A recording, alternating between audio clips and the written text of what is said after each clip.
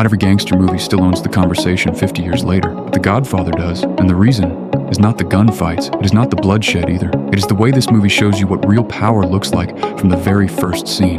Outside, a wedding is in full swing. The music never stops. Guests fill the estate.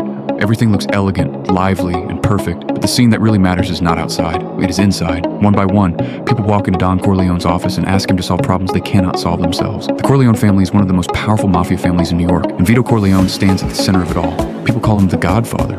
Not because the title sounds impressive, but because he holds the kind of power no one else can match. Today is his daughter's wedding. Politicians show up. Other powerful families show up too. But for the Godfather, this wedding is more than a celebration. It is also the day people come to ask for favors. The first man who steps in is a funeral home owner. He's also an Italian immigrant. He does not come here to make small talk. He comes here to ask for justice for his daughter. A few days earlier, two thugs brutally beat her. They leave her badly injured. They even ruin her face. But when the case reaches the courtroom, those two men barely pay for what they do. The judge gives them only 3 years. And even that sentence gets suspended. That is why this father sits here now. Because in that world, the law fails him. The Godfather might not. He does not come to Don Corleone because he respects the system. He comes because he already loses faith in it. But the Godfather does not say yes right away. Because money is never the point.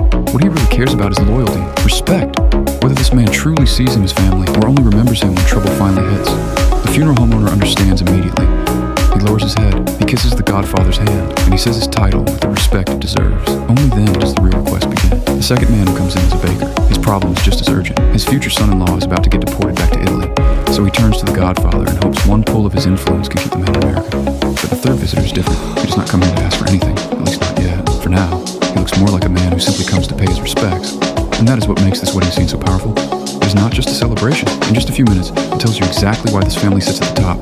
And it shows you what makes the Godfather truly terrifying. It is not that he is the most violent man in the room. It is that when the law stops working, people still line up and place their fate in his hands.